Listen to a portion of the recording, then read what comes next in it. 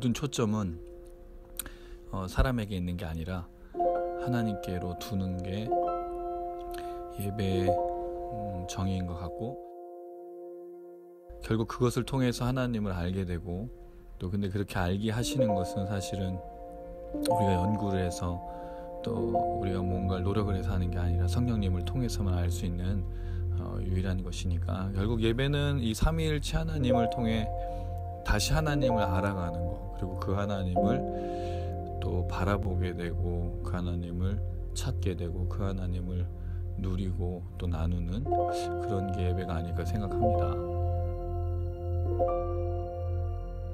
네, 만나서 반갑습니다. 반갑습니다. 네, 한 주간 잘 지내셨죠? 네.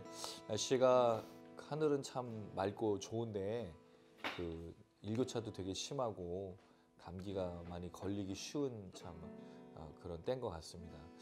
몸 관리 잘 하셨으면 좋겠고, 찬양과 예배도 또 기도도 말씀도 건강해야 또 할 수 있잖아요. 네, 건강 잘 지키셨으면 좋겠고, 4월이 벌써 시작이 됐습니다. 참 시간이 빠릅니다. 조금 있으면 저희 추태양이 시작한 지 이제 1년이 되는 이제 5월 달로 이제 저희가 가게 되는데, 참 뜻깊은 달을 저희가 이제 준비하고 있습니다. 생각해 보면 정말 하나님의 역사, 지난주에도 저희가 나눴지만 하나님의 위대하심을 저희가 잘 또 기억했으면 좋겠고요. 우리가 살아갈 때 하나님의 살아계심과 역사하심을 신뢰할 수 있다면 우리는 그날 하루 또 일주일 또 1년을 잘 걸어갈 수 있을 줄로 믿습니다. 그런 우리가 되었으면 좋겠고요. 오늘의 시작은 그것입니다. 우리 살아 역사하신 주님을 함께 높였으면 좋겠습니다. 하나님은 위대하시고 하나님은 영광받기에 합당하신, 찬양받기에 합당하신 분이십니다. 그 주님을 함께 찬양하시겠습니다. 들어오라 지성소로 오라, 어린 양의 보혈로서 찬양하며 주님 앞에 나와 보좌 앞에 경배하세. 들어오라 지성소로 오라, 어린 양의 보혈로서 찬양하며 주님 앞에 나와 보좌 앞에 경배하세. 왕의 왕 주께 거룩한 손 들고 경배,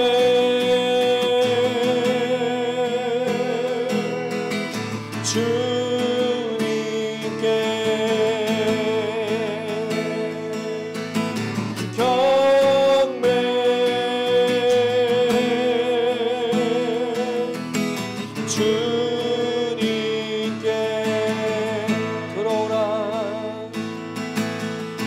들어오라 지성소로 오라, 어린 양의 보혈로서 찬양하며 주님 앞에 나와 보좌 앞에 경배하세. 왕의 왕 주께 거룩한 손 들고 경배하는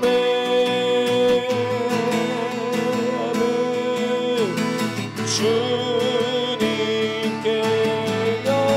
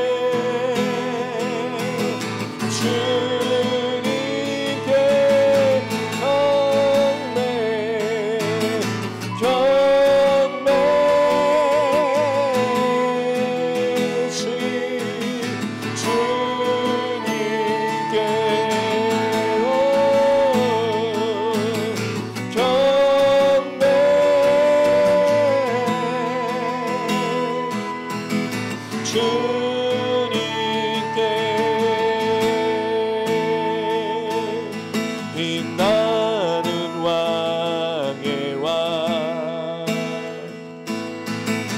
영광의 주님 온 땅 기뻐하라 온 땅 기뻐하라 광채의 옷 입고 어둠 물리쳐 저 원수는 떠내 저 원수는 떠내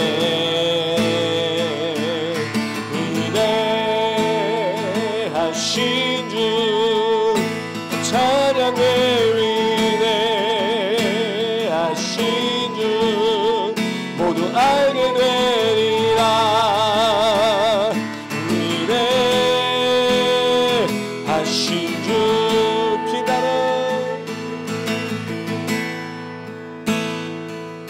빛나는 왕의 왕 영광의 주님 온 땅 기뻐하라 온 땅 기뻐하라 광채의 옷 입고 어둠 물리쳐 저 원수는 떠내 저 원수는 떠내 위대하신 주 찬양해 위대하신 주 모두 알게 되리라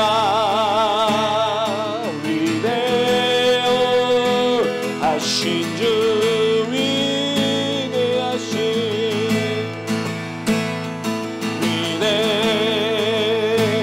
하신 주 찬양해 위대하신 주 모두 알게 되리라 위대하신 주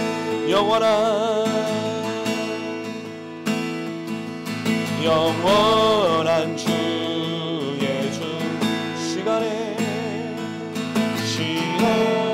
주 앉아 알파와 오메가 사위의 하나님 아바 성령 예수 사자와 어린 양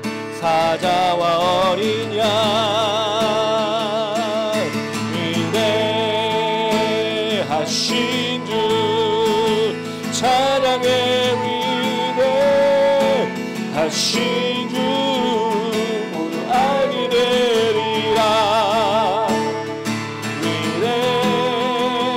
위대하신 주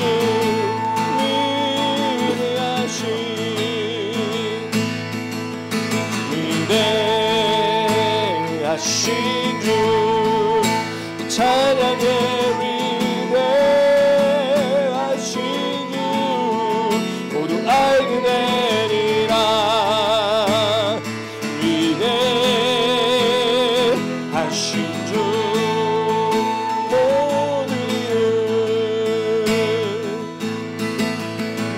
모든 이름 위에 뛰어난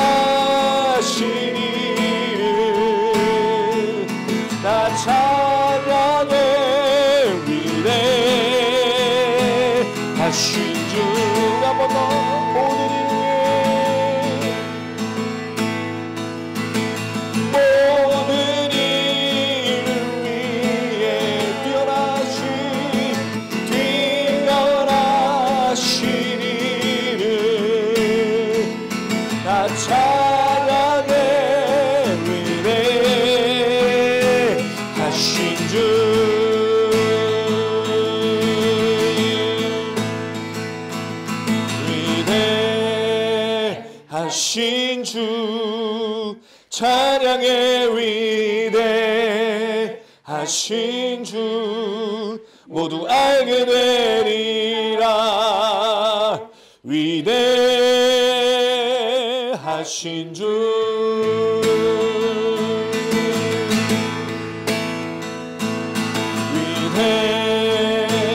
위대하신 주 찬양의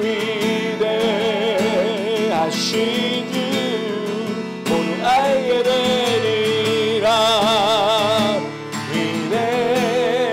위대하신 주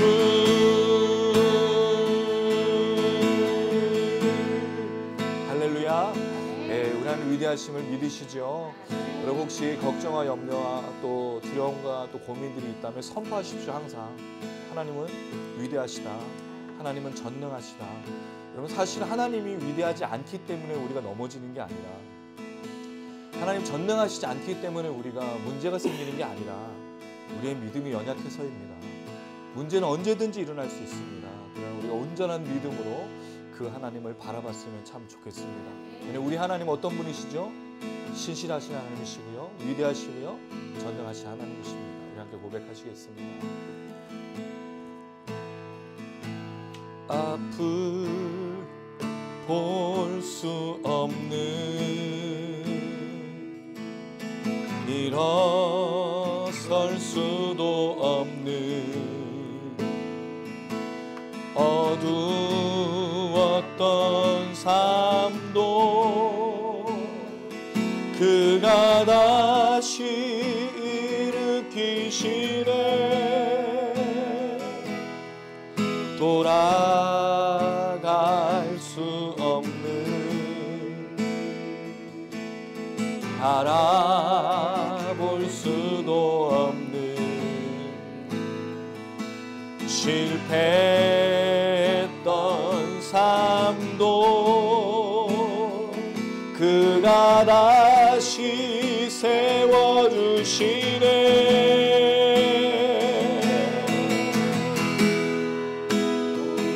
예, 하나님은 전능하신 왕이라. 오 나의 하나님은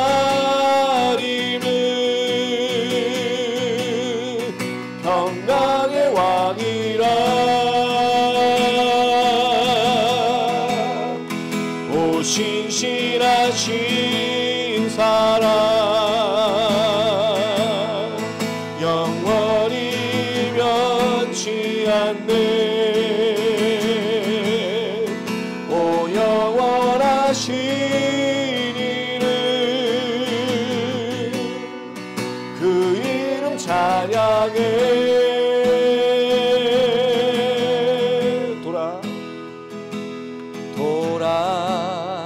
돌아갈 수 없는 바라볼 수도 없는 실패했던 삶도 그가 다시 세워주시네.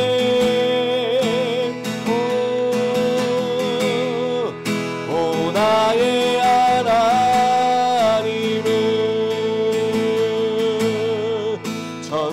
전능하신 왕이라. 오 나의 하나님은 평강의 왕이라. 오 신실하신 사랑 영원히 변치 않네. 오 영원하신 이름 그 이름 찬양해. 우리 한번 더 오 나의 하나님은 전능하신 오 나의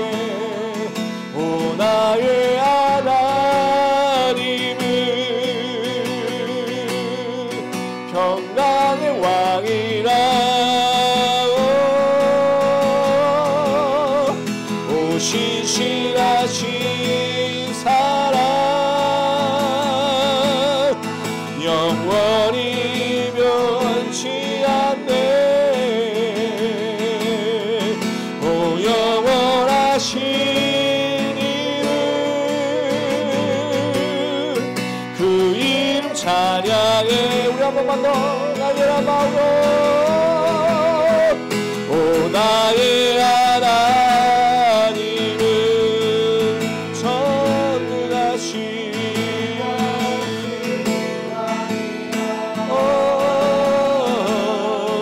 오 나의 하나님은 평강의 왕이라.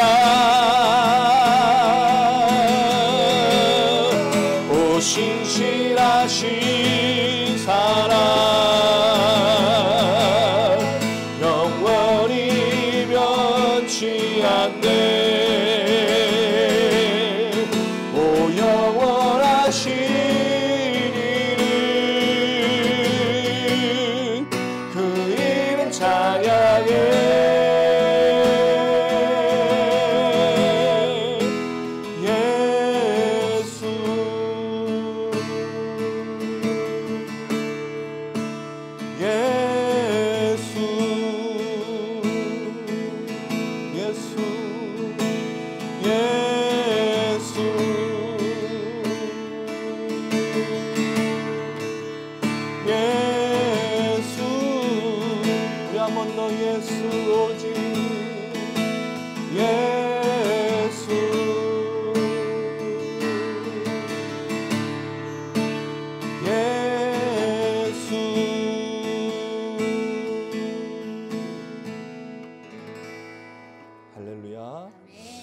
하나님은 전능하시고 또 하나님은 우리의 기도를 들으시고 응답하시고 우리와 동행하시는 분이십니다.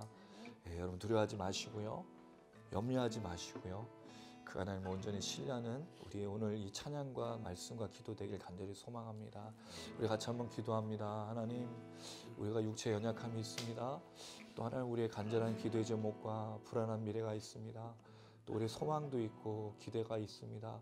그 모든 것들 우리가 이룰 수 없는 것입니다. 하나님이 역사하시고 하나님 전능하심과 하나님의 위대하심만이 우리를 살려주시는 줄로 믿습니다. 이 모든 것들을 잘 감당할 수 있도록 주의 성령으로 역사하시고 하나님 인도하여 주시옵소서.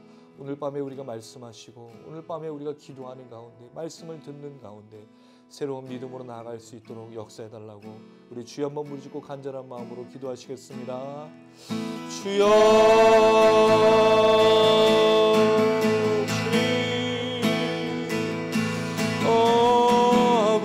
아버지 전능하신 아버지 신실하신 하나님 나의 아버지 나의 모든 것 되심을 고백하오니 주여 담대한 믿음과 온전한 믿음으로 평안을 허락하시옵소서.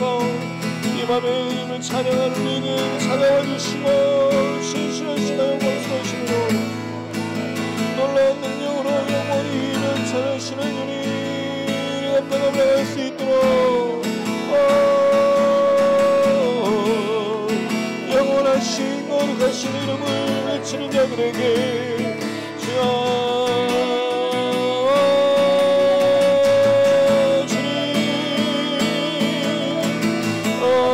주님 이 시간 모여 성령을 사시고 아버지 모여 주시옵소서. 주님 우리를 찾아와 주시고 우리 기도와 응답하여 주시며 신실하심을 요구하는 오늘 이 말씀 기도 찬양이 하여 주시옵소서. 주여 주님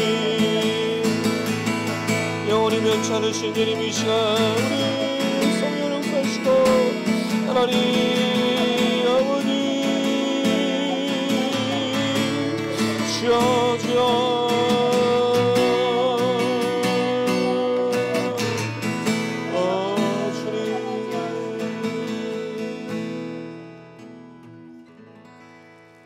우리를 대표해서 최냥 사모 기도 부탁드리겠습니다.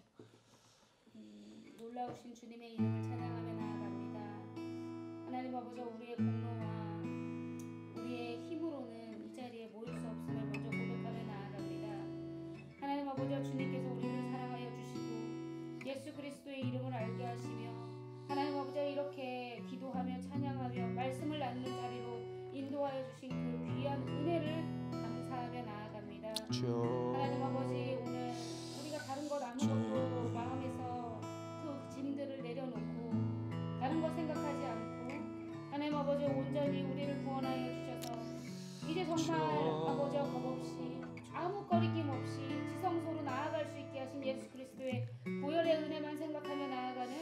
아버지 귀한 한 시간이 될 수 있도록 주님 도와주시옵소서. 아멘. 하나님 아버지께서 우리를 사랑하여 주시사 우리를 죄 없다고 생각하시고 하나님 아버지 우리의 예배와 찬양을 받아주시는 줄 믿습니다. 하나님 아버지 그 크신 주님 앞에 아버지 정말 우리의 마음을 다하여 하나님을 찬양하고 하나님을 알기에 더욱더 귀 기울이며 마음 쓰는 이 한 시간이 될 수 있도록 주님 축복하여 주시옵소서. 아멘. 하나님 아버지 말씀을 매주 준비하며 나아가는 아버지 우리 목사님을 붙잡아 주시사 하나님 아버지 사람의 언어가 섞이지 않을 수 있도록 주님 도와주시옵시고 정말 주님께서 보아주시는 귀한 마음으로 하나님 아버지 우리에게 가감없이 성경에 대하여 전달하며 하나님 아버지 앞에 정말 떨리는 마음으로 준비하며 매일매일을 서시는 그러한 목사님이 될 수 있도록 주님 축복하여 주시옵시고 하나님 아버지 이 모임 가운데 나온 우리들도 주님 아버지 동일한 마음으로 붙잡아 주셔서 단장님과 또 우리 귀한 집사님들과 형제 자매들과 저를 포함하여서 모든 이 영상을 시청하는 모든 분들이 하나님 아버지 이 시간의 찬양과 말씀과 기도를 통하여서 정말 하나님 아버지 앞에 더욱더 가까이 나아가며 하나님이 누구이신지를 아는 귀한 시간 될 수 있도록 주님 축복하여 주시옵소서. 아멘. 이 자리에 함께하지 못한 많은 지체들이 있습니다. 하나님 아버지여 주님 동일한 마음으로 하나님 아버지 귀한 은혜 가운데 붙잡아 주실 줄 믿고 하나님 아버지여 이 모든 말씀 예수님의 이름으로 기도하며 나아갑니다. 아멘.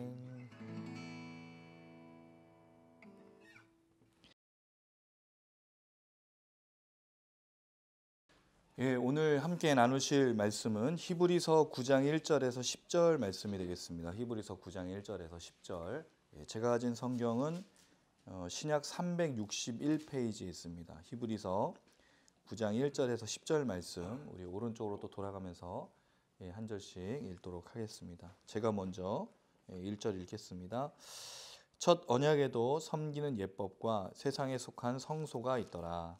예비한 첫 장막이 있고 그 안에 등잔대와 상과 진설병이 있으니 이는 성소라 일컫고 또 둘째 휘장뒤에 있는 장막을 지성소라 일컫나니 금향로와 사면의 금으로 싼 언약궤가 있고 그 안에 만나를 담은 금항아리와 아론의 쌍난 지팡이와 언약궤의 돌판들이 있고 그 위에 속죄소를 덮는 영광의 그룹들이 있으니 이것들에 관하여는 이제 낱낱이 말할 수 없노라. 이 모든 것을 이같이 예배하였으니 제사장들이 항상 첫 장막에 들어가 섬기는 예식을 행하고 오직 둘째 장막은 대제사장이 홀로 1년에 한 번 들어가되 자기와 백성의 허물을 위하여 드리는 피 없이는 아니하나니. 제가 8절 읽고 여러분 9절 읽으시고 10절은 같이 읽겠습니다. 성령이로서 보이신 것은 첫 장막이 서 있을 동안에는 성소에 들어가는 길이 아직 나타나지 아니한 것이라. 이 장막은 현재까지의 기운이 이에 따라 드리는 예물과 제사를 섬기는 자를 그 양심상 온전하게 할 수 없나니. 같이 읽습니다. 이런 것은 먹고 마시는 것과 여러 가지 씻는 것과 함께 육체의 예법일 뿐이며 개혁할 때까지 맡겨둔 것이니라. 아멘. 예, 8장을 이야기하고 저희가 이제 9장부터 10장에는 좀 반복되는 내용. 물론 히브리서의 이야기가 대부분 반복이었어요. 근데 반복하는 이유는 이 이야기를 하면서 계속해서 그 하나씩 던져주는 걸 통해서 좀 더 이야기가 확장이 되어가는 것을 발견하게 됩니다. 근데 8장은 그런 부분에 있어서 굉장히 그 정점, 그걸로 끝이 난 게 아니라 하나의 이제 클라이맥스처럼 해놓고 그걸 이어서 다시 설명하는 내용이 또 이어지고 있어요.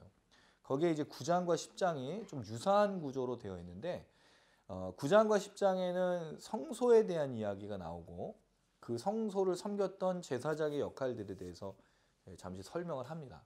근데 희한한 건 제사장이 드리는 제사의 제도 또는 제사의 종류는 다루질 않아요. 성소 안에 있는 하늘의 장막과 비교하기 위해서 땅의 장막에 있는 성소, 지성소 안에 있는 기구들에 대해서 설명하지만 무슨 제사를 드렸느냐에 대해서는 이야기하지 않습니다. 10장에서는 속죄함을 위한 그 피에 대해서만 강조하고 있어요. 그럼 이걸 얘기했을 때 히브리서 전체가 대제사장 기독론이라는 그 히브리서 지금까지 연구가 좀 그런데 대제사장 기독론에 굉장히 초점이 많이 맞춰져 있어요. 주로 이제 죄 씻는 것에 대한 거죠. 근데 사실은 보면 대제사장 기독론으로만 히브리서를 말하기는 어려운 부분이 있어요. 왜?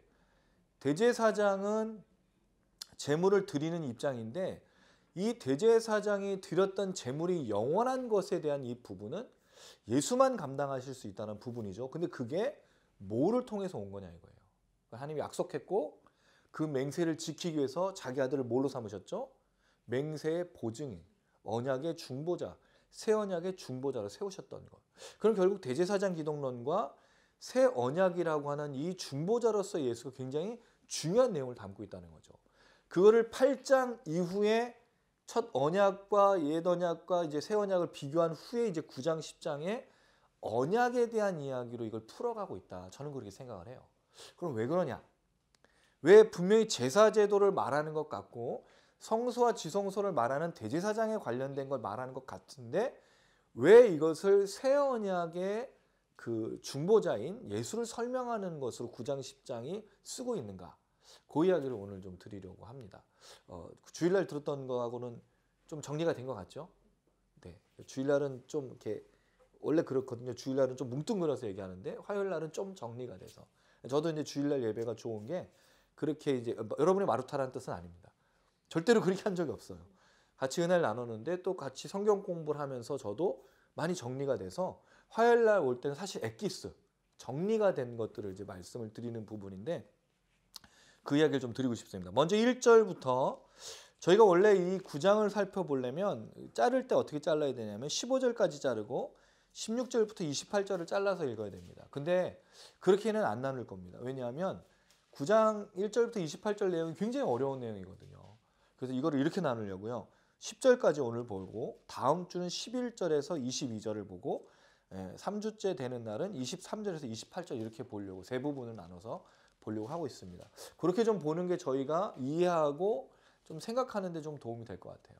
물론 지난주 얘기는 다 기억을 못 하시기 때문에 뭐 분량이 짧든지 길든지 여러분은 별로 상관하지 않지만 제가 설교할 때는 이렇게 잘라 놓는 게 더 좋겠다라는 좀 생각이 듭니다.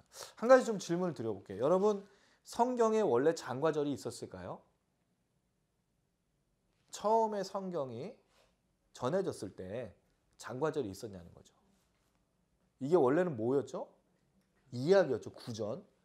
그럼 구전을 했을 때 1장 1절, 1장 2절 하면서 얘기했을까요? 아니에요. 장과절은 인쇄술이 발달한 후에 나중에 누군가가 붙인 겁니다. 그럼 여러분 이 장과절을 우리가 무시해야 될까요? 또 그렇지는 않아요. 근데 대신에 뭐를 염두에 두셔야 되냐면 히브리서도 통으로 쓴 거예요. 여러분 서신서 쓸 때 편지 쓸 때 누구한테 1장 1절, 2절 이렇게 하면서 편지 쓰시나요? 누군가 연애 편지 쓰는데 사랑하는 그대에게 1장 1절, 2절 이렇게 안 쓰시잖아요. 성경은 그렇게 쓰는 건 아닌데 후대 붙였지만 도움을 받을 수는 있어요. 근데 원래는 뭐죠? 통으로 읽어야 되는 거예요. 그러니까 1장부터 13장까지가 히브리 전체적인 내용인데 그 안에서 8장이 제가 이제 중요한 위치를 차지하고 있고 그걸 설명하기 위해서 7장과 9장이 대조가 되면서 설명하는 그 부분이라는 걸 좀 염두에 두시는데 그중에 오늘 10절까지만 얘기를 나누겠습니다. 10절까지의 내용을 좀 보실 때 7절까지 좀 자를게요. 먼저 1절부터 7절에는 첫 장막, 둘째 장막이라고 하는 성소와 지성소 이제 옛날 언약, 옛 율법하에서의 그 성소를 말해주고 있습니다. 잠시 한번 1절을 보시면 첫 언약에도 섬기는 예법과 세상에 속한 성소가 있더라. 섬기는 예법이라는 말은 율법을 말하는 거죠. 법령이고 또는 원칙을 말합니다. 이 예법이라는 단어가 어디 나오냐면 뒤에 보시면 나오고 있어요. 10절에 육체의 예법일 뿐이며. 그럼 첫 언약은 뭐와 관련된 거죠? 육체와 관련된 거예요. 이걸 굉장히 중요하게 생각하셔야 됩니다. 다시요. 첫 언약, 옛 언약은 뭐와 관련된 거라고요? 육체. 자, 근데 여러분 제가 지난주에 새 언약은 뭐와 관련된 거라고 말씀드렸는지 기억나십니까? 새 언약을 어디다가 우리 주일날은 우리가 선물을 드리는데 치토양 기도 모임 선물은 안 드리고 있습니다. 사탕을 자, 선물 이걸로 드려도 되는 거죠. 네. 좀 성의가 없어 보이는데 이거. 네. 시청자분들 한번 생각해 보십시오. 지난주에 분명히 제가 옛 언약과 새 언약을 비교하면서 새 언약은 어디에 쓰신다 그랬죠? 마음과 생각에. 근데 첫 언약은 어떤 예법이라고 그랬죠? 육체. 뭔가 차이점이 있는 거예요. 자, 그럼 이 첫 언약은 그런 원칙이 있고 예법이 있는데 성소, 땅에 있는 성소에 대해서 얘기했던 거죠. 근데 8장 1절에 예수는 어디에 계셨죠? 하나님 보좌 우편에 계셨어요. 그럼 하늘 성소에서 대제사장의 역할을 감당하고 계시는 거예요. 근데 지금 여기서는 무슨 얘기를 하는 거죠? 땅 위에 있는 성소에 대해서 얘기를 하고 있는 거예요. 그걸 뭐라고 얘기하고 있냐면 2절에 보니까 예비한, 이 예비하다는 말은 세워졌다, 만들어졌다는 뜻인데 만들어진 첫 장막, 과거에 그 사라진 성소를 얘기하는 거죠. 왜냐하면 이스라엘 백성들 역사 속에 출애굽 후에 성소가 생겼죠, 성막이. 근데 솔로몬이 이제 그거를 성전으로 만들었고, 성전은 몇 번에 이제 그 불타 없어졌다가 다시 재건축돼서 헤롯 성전이 이제 마지막 성전이었는데, 그건 나중에 AD 70년에 히브리서가 이제 기록 연대 약 64년에서 67년대, 아직 70년에 큰 핍박이 일어난, 로마가 점령해서 큰 핍박이 일어나는 때가 아니기 때문에 아직은 성전이 있었던 시기예요. 근데 70년은 이제 성전이 아예 없어집니다. 그럼 이스라엘 사람들은 성전이 없어지면 뭐가 없어지는 거죠? 제사가 없어지는 거예요. 그래서 그들은 지금 제사를 드리지 않고 회당에 모여서 예배를 드려요. 지금은 그 전통만 살아있는 거예요. 근데 뭐는 안 없어졌을까요? 율법은 안 없어졌어요. 율법은 그대로 지키고 있습니다. 성전이 없어졌기 때문에 제사를 드리진 않아요.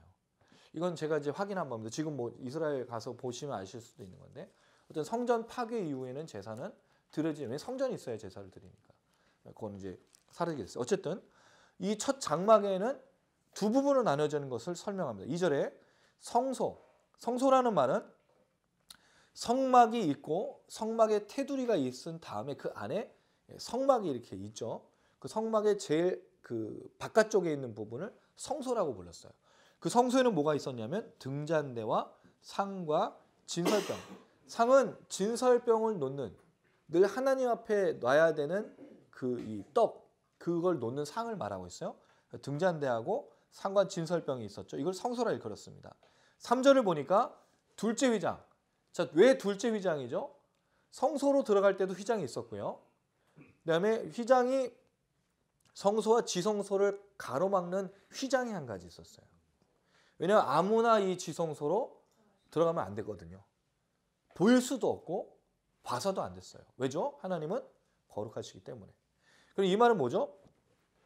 누구나 다 하나님께로 나갈 수가 없었던 시대가 옛 율법, 옛 언약, 첫 언약의 시대였어요. 그래서 그걸 지성소라고 불러요. 지성소. 가장 높이, 가장 거룩한 곳, 이런 이제 의미가 되겠죠. 그 지성소에는 뭐가 있느냐? 이걸 한번 읽어볼게요. 4절 시작. 금향로와 사면을 금으로 싼 언약궤가 있고, 땅에 만나를 담은 금항아리와 아론의 쌍난 지팡이와 언약의 돌판들이 있고.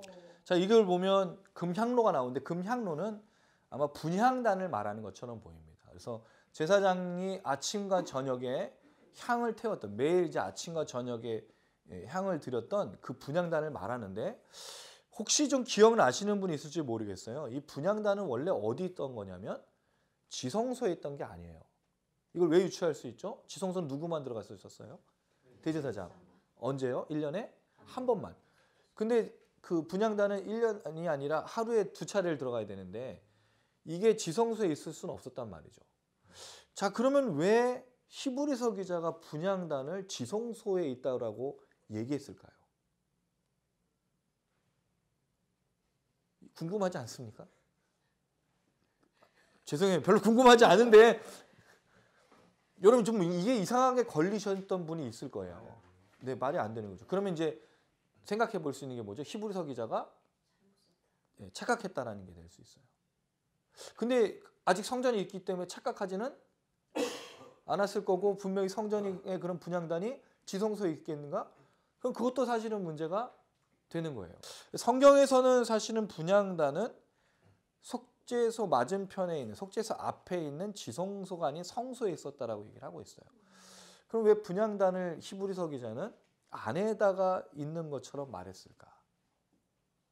이거는 좀 그 의문이 되기도 합니다. 자, 그다음 이어서 언약궤가 그 안에 있죠. 금으로 둘러쌌는데 금으로 싼 거예요. 금으로 만든 게 아닙니다. 금으로 만들어서 못 들고 다녀요. 그럼요, 이걸 어떻게 들고 다녀요? 아카시아 나무에다 금으로 입힌 거지. 금덩어리를 언약궤로 만들었으면요 4명이 못 들어요. 이게 지금 앞뒤를 해서 들어야 되는데 죽습니다. 어깨 빠져가지고. 어쨌든 금으로 싼 언약궤가 있는데 언약궤 안에는 뭐가 있다고 얘기하죠? 만나를 담은 금 항아리, 아론의 쌍난 지팡이, 언약의 돌판들. 십계명을 말하는 건데, 자, 순서가 항아리, 쌍난 지팡이, 두 돌판으로 되어 있어요. 자, 이걸 보면 또 문제가 될 수 있는 부분들이 있습니다. 언약궤 안에 들어가 있던 거는 명령을 따라서 보면 십계명만이 들어가 있어요. 언약궤 안에는. 이 아론의 쌍난 지팡이랑 만나를 담은 금 항아리는 언약궤 앞에다 두게 되어 있지 안에다 놓지 않았다는 거예요. 그 히브리서 기자는 또 왜 성경을 몰라서 그랬을까요? 실수했을까요? 이건 분명히 뭔가 의도가 있는 거죠. 그렇죠. 왜냐하면 그렇게밖에 볼 수가 없어요. 히브리서 기자가 지금까지 율법을 얘기하고 제사장 제도를 얘기하고 지금까지 얘기한 건 굉장히 탁월한 지혜를 갖고 있다는 걸 알 수 있어요. 근데 여기다 분향단과 금항아리, 쌍난 지팡이, 언약의 돌판들을 넣었다는 말은 뭔가 의도가 있단 말이죠. 왜 언약궤 안에 이걸 넣었을까? 분명히 지성소에 있는 건 맞아요. 근데 언약궤에 들어있던 건 그게 아니었거든요. 성경의 기록들을 보면 분명 그 앞에 두라라고 되어 있는데 왜 그 안에 있는 것처럼 얘기했을까? 자, 하나씩 볼까요? 언약의 돌판들은 십계명이죠. 이거는 첫 번째 게 아니에요. 첫 번째가 어떻게 됐습니까? 깨졌어요. 예, 모세가 으악 해가지고 이스라엘 백성들이 하고 있는 짓을 보니까 참을 수가 없는 거예요. 그 거룩한 분노라고 우리가 부르잖아요. 돌판을 깨뜨렸어. 근데 하나님은 모세를 벌하지 않았어요. 신기하게. 그 성질에 못 이겨서 그걸 던졌는데 하나님이 뭐라고 그러지 않아요. 왜냐하면 백성들의 죄악이 너무 컸기 때문에요. 그래서 그걸 다 정리하고 나서 하나님 다시 따로 부르셔서 돌판을 다시 주셔요. 그 돌판을 언약궤에다 집어넣으라. 그렇게 된 거죠. 자, 두 번째. 아론의 쌍난 지팡이는 고라 자손이 모세하고 아론에게 대적하고 하나님께 대적했을 때 하나님께서 그 땅에서 그 지진이 나서 불을 삼켜서 고라 자손이 반역한 걸 다 죽여버렸어요. 그 다음에 뭐가 나오냐면 아론이 대제사장으로서의 그 리더십을 인정받는데 여러 지파들, 12지파들이 지팡이를 다 같이 내요. 누가 제사장이 될 것인가? 그랬을 때 아론의 지팡이에서만 싹이 나서 그래서 아론의 지위를 리더십을 인정해 준 거예요. 그렇게 대제사장이 됐어요. 그게 여기 들어가 있는 거예요. 자, 마지막 만나. 만나의 금항아리는 어떤 문제였죠? 만나는 하나님께서 이스라엘 백성들에게 처음부터 주신 게 아니에요. 이스라엘 백성들이 뭘 했습니까? 하나님 앞에? 우리를 굶겨 죽이려고 그러냐. 하나님 어떻게 우리를 출애굽시켜놓고 우리를 이렇게 할 수가 있느냐 그래서 불평과 원망했을 때 주신 게 만나잖아요. 근데 이 만나는 하루가 지나면 어떻게 됐죠? 썩었어요. 그럼 이게 금항아리에 넣는다고? 보존될 게 아닌데. 되게 좀 뭔가 신비롭습니다. 어쨌든. 그리고 이 만나도 어떻게 주어주신 거예요? 불순종과 불평과 연결이 돼 있어요. 또 아론의 쌍난 지팡이도 하나님 앞에 불순종하고 거역한 일과 연관돼 있어요. 두 돌판은요? 마찬가지예요. 근데 여러분 이 사건이 물론 언약궤에 들어가 있는 이건 분명히 다 하나님의 기적이고 하나님의 돌보심에 대해서 얘기하는데 공통점은 뭐냐면 하나님께 불순종한 것으로 주신 징표들이라는 거죠. 놀랍게도. 근데 이게 어디에 들어가 있어요? 언약궤 안에 있어요.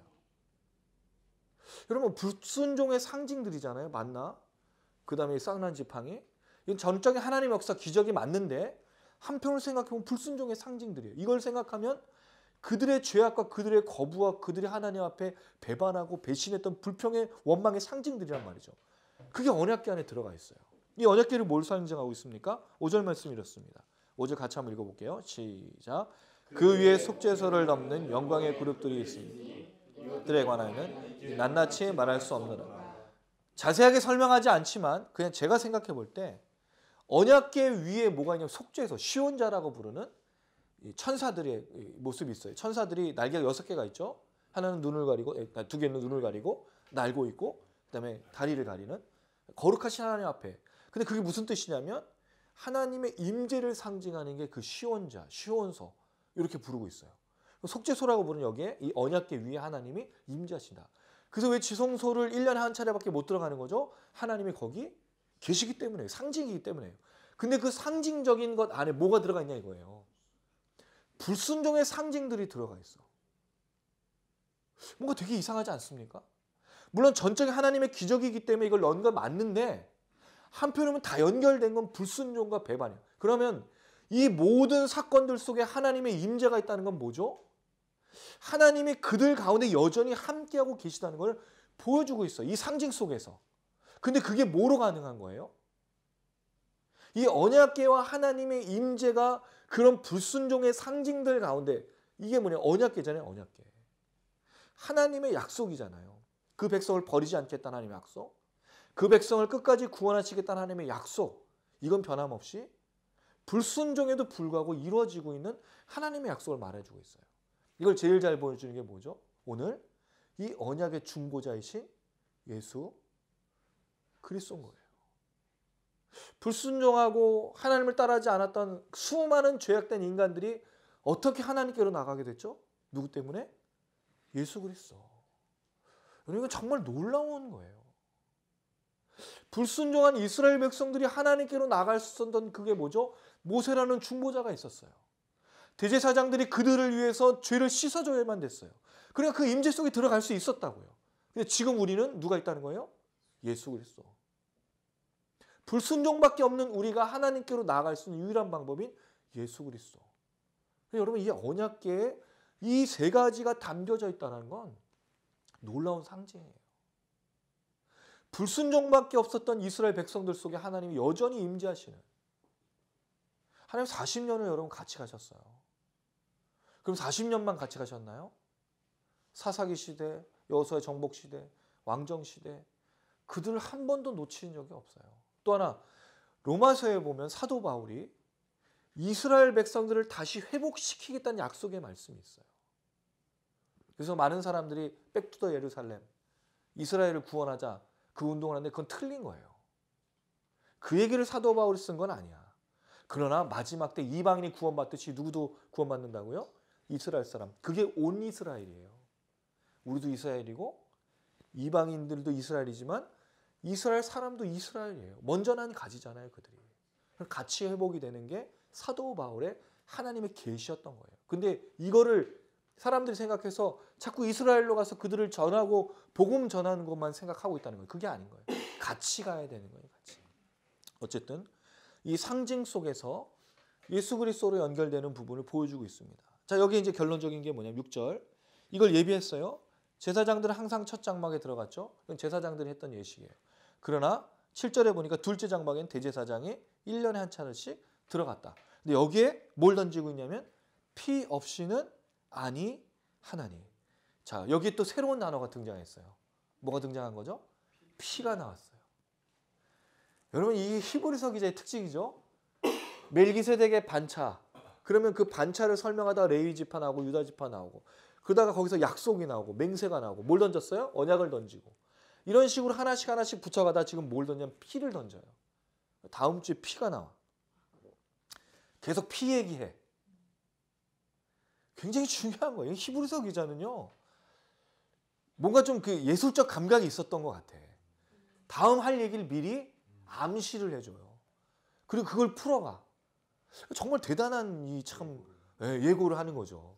그리고 그거를 우린 그렇잖아요. 좀 그 추리소설 같은 걸 보면 처음에 얘기했던 게 뒤에 나와가지고 반전을 넣으면 진짜 잘 쓴 영화고 잘 쓴 그 소설로 보는데 처음에 얘기했는데 그게 뒤에 안 나와. 망한 거야. 그렇잖아요, 여러분. 근데 지금 이 사람은 그런 식으로 계속 던져서 이야기를 붙여가고 있는 거예요. 왜 피 얘기가 나오느냐? 그건 다음 주에. 그건 다음 주에 얘기 드릴게요. 피 얘기는. 근데 피를 얘기하고 나서 결론적인 이 성소와 장막에 대한 이야기를 마무리하는데 제가 처음에 얘기 드렸던 왜 이 성소와 장막 얘기를 하고 있을까? 분명히 대제사장 기독론으로만 가다가 언약 얘기 나왔는데 언약에 대한 얘기는 사실 다루고 있지는 않거든요. 근데 제가 볼 땐 이 이야기가 언약을 다루고 있다고 생각해요. 왜? 먼저 조금 전에 설명드렸던 언약궤가 하나님의 약속의 말씀이 끝까지 이루어지는 것을 보여주고 있는데 그걸 어떻게 증명하고 있냐가 중요한 거죠. 8, 9, 10절이 중요합니다. 8절 제가 읽으면 9절 읽으시고 10절 같이 했습니다. 성령이로서 보이신 것은 첫 장막에 서 있을 동안에는 성소에 들어가는 길이 아직 나타나지 아니한 것이라. 이 장막은 현재까지의 비유니 이에 따라 드리는 예물과 제사는 죽는 자를 그 양심상 온전하게 할 수 없는 같이 있습니다. 이런 것은 먹고 마시는 것과 여러 가지 씻는 것과 함께 육체의 예법일 뿐이며 개혁할 때까지 맡겨둔 것입니다. 자, 처음으로는 아니지만 성령이 여기서 하신 역할이 등장해요. 성령님이 사실은 안 나온 적은 없어요. 앞에 2장에서 성령이 이루셔서 성령이 가라사대라고 하는 말이 있지만 대부분은 성령이 생략이 됐어요. 근데 여러분 지금 우리가 첫 언약을 얘기하고 새 언약을 얘기하면서 성령을 다뤘죠. 마음과 영을 그 기록했다는 건 분명히 성령이고 하나님의 백성이 되고 하나님과 관계가 회복된 건 성령 때문이다 라고 설명을 됐어요. 그럼 성령이 안 나올 수가 없어. 근데 성령이 나오죠. 그 성령을 다루는 거예요. 성령 하신 역할이 뭡니까? 성령이 이로써 뭘 하고 계세요? 보이셨다. 이로써라는 말은 이것을입니다. 성령은 이것을 보이셨다. 뭘 보이셨을까요?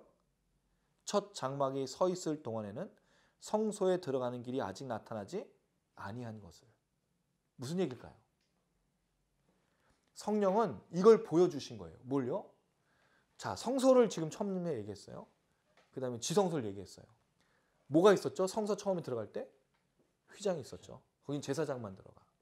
이건 모두에게 공개된 게 아니에요.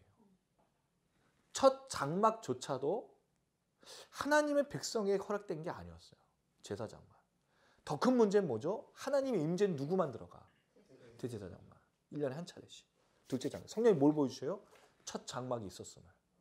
또 둘째 장막이 하나님께로 나아갈 수 있는 사람이 없다는 걸 보여주고 있어요. 이게 뭐예요? 첫 언약이었다고요. 근데 둘째 언약은 뭐예요? 새 언약은 뭐예요? 성령님이 뭘 보이셨죠? 모든 하나님의 백성에게 지성소로 나아갈 수 있는 걸 보여주셨잖아요. 놀랍지 않습니까? 이게 언약이에요. 이게 새 언약이에요. 누구나 하나님의 백성이 되고 누구나 하나님을 부르고 누구나 하나님께로 나아갈 수 있는 거예요. 뭐 때문에? 성령 때문에. 또 성령이 보이신 것은 누구도 생각 안 한 거예요. 첫 장막은 있었고 둘째 장막. 왜? 이게 예법을 따라서 만들어진 건데 이스라엘 백성들 중에 누구도 의문을 가진 사람이 없어요. 왜 첫 장막을 만들고 둘째 장막을 만들었는지 질문한 사람이 없어. 당연한 거예요. 왜 당연해? 아무도 하나님께로 나갈 수가 없으니까. 제사장과 대제사장 외에는 그들의 역사 속에 나갈 수 있는 사람이 없었으니까. 그런데 성령님이 지금 보여주신 거죠. 성령의 시대 때는 이게 문제가 있다는 걸 보여주고 있는 거예요. 첫째 장막, 둘째 장막, 이 모든 것이 누구나 다 하나님께 나갈 수 없음을 보여주고 있다는 말이죠. 반대로 얘기하면 성령님이 뭘 깨닫게 해주신 거예요? 누구나 하나님께로 나갈 수 있는 것을, 현재적으로 나갈 수 있는 것을 보여주고 있다는 거예요. 누구 때문에? 예수 그리스도. 그래서 이 이야기가 이 성령이 보이셨다는 이 단어가 여러 가지 의미가 있는데 명백하게 나타나다, 이해시키다라는 의미가 있는데 이해시키거나 또 명백하게 나타나는 의미보다는 보여주신 게 훨씬 더 좋다라는 생각이 들어요. 왜? 지금 그들이 보고 있는 성전은 첫째 장막, 둘째 장막이 있어요. 아무도 못 들어간다는 거죠. 이걸 인식하고 있는 사람이 없다는 거죠. 왜? 그들은 구약시대부터 지금까지 아무도 거기 못 들어간다고 그렇게 들어왔으니까. 제사장과 대제사장 외에는 아무도 하나님께 나갈 수 없다는 걸 들어왔으니까. 나가면 안 되는 거예요. 누구도. 근데 지금 어떻게 된 거죠? 성령님이 이제는 누구나 하나님께로 나갈 수 있다는 걸 보여주신 거예요. 그 막혀있는 걸 보면서. 되게 중요하지 않습니까? 성전이 있는 시대에 누구도 나갈 수 없는 걸 보여주고 있는 그 시대에 예수를 소유하고 있고 예수를 믿고 있는 사람은 누구나 다 그 성소 안으로 나아갈 수 있다는 거예요. 근데 누구만 못 나가요? 유대인들만. 예수 믿는 사람은 그 성전과 상관없이 하나님께로 나아간다고요. 실물적인 증거의 그 현장에서 그들이 살았던 현실 속에서 특별히 누구죠? 삶의 문제가 있어요. 명예, 수치, 그 모든 문제를 안고 있고 심한 고난과 환난 나오고 있는 그들에게 지금 보여주고 있는 성전에 누구도 들어갈 수 없지만 너희들은 지금 이 새 언약을 통해서 예수를 통해서 하나님께로 나아갈 수가 있다. 이건 여러분 그들의 굉장히 획기적인 사건이에요. 구약 역사부터 신약의 시대까지 유대인과 바리새인과 서기관들에게 하나님께 나아가는 건요. 너무 어려운 일이에요. 제사장 외에는 못 나갔다고요, 여러분. 서기관과 율법학자들도 그 성전 안에 들어갈 수가 없는 거예요. 누구만? 제사장, 대제사장. 거기 들어가면 어떻게 돼요? 죽임 당하는 거예요. 근데 지금은요, 누구나 다 나갈 수 있는 거예요. 누구나 다. 이 놀라운 값과 이 놀라운 은혜를 지금 히브리서 기자가 말해주고 있는 거죠. 너희가 새 언약 안에서, 새 언약의 중보자가 계시기 때문에. 근데 여러분 생각해 보세요. 바뀌었다는 걸 인식하고 있지만 그들 눈이 보이고 있는 성전 속에서 그 안으로 들어가는 것이 쉽다라고 말하는 게 잘 받아들여졌을까요? 쉽지 않았을 거예요, 여러분. 그들이 들었던 전통, 왜? 혹시 잘못되면 죽을까 봐 더 사실 두려워하지 않았겠습니까? 근데 그들에게 너희가 믿고 있는 예수 때문에 누구나 다 하나님께로 나아갈 수 있다라고 말하는 거예요. 이걸 지금 히브리서 기자가 언약의 중보자이신 예수를 통해서 말하고 있는 거예요. 그래서 제가 볼 때 성소 얘기하는 그 금향단과 여기에 이 불순종의 상징들이 있음에도 불구하고 제사제도를 말하지 않고 성소와 성막을 얘기하는 걸 볼 때 이건 분명히 새 언약의 언어구나.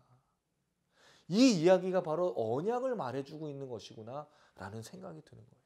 제사제도를 설명하는 게 아니고 언약을 설명하기 위해서 이거를 얘기하고 있구나. 그랬을 때 성령을 통해 누구나 그 길을 볼 수 있게 된 것을 이야기하는 것이다. 이 장막은 현재까지, 지금까지의 비유는 지금까지 있으니까 상징이죠. 드린 예물과 제사는 섬기는 자를 그 양심상 온전하게 할 수 없나니. 그렇죠. 첫 장막과 또 둘째 장막은 하나님 앞으로 나갈 수 없게 만드는 휘장들이 있었어요. 또 뭘 보여주셨죠? 예물과 제사로는 그 사람들의 양심을 온전하게 할 수 없다는 거예요. 양심을 온전하게 한다는 말이 뭘까요? 죄가 진정 용서받는 거죠. 왜냐하면 이들의 용서는 뭐였어요, 여러분? 육체의 예법이었잖아요. 그들은 한시적으로만 용서를 받은 거예요.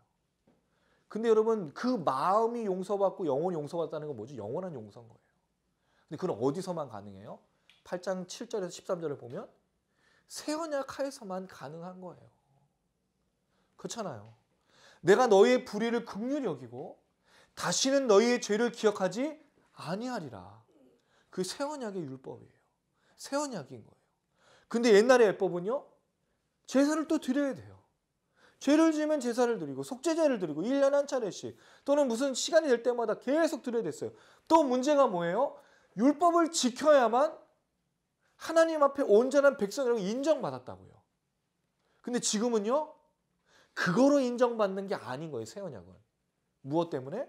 새 언약의 중보자신 예수님 때문에 믿는 자들이 하나님의 백성이 된 거예요, 자연스럽게. 이들에게 양심상 온전하게 되는 이 내적인 역사는 사실 율법이 줄 수가 없는 거예요. 왜 그럴까요? 로마서 7장 15절에 보면 사도 바울이 고백한 게 있습니다. 우리 같이 한번 좀 읽어볼까요? 로마서 7장 15절 말씀.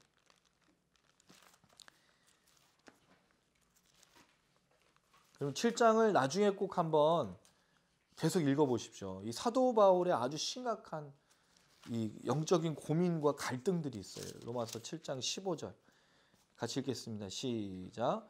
내가 행하는 것을 내가 알지 못하나니.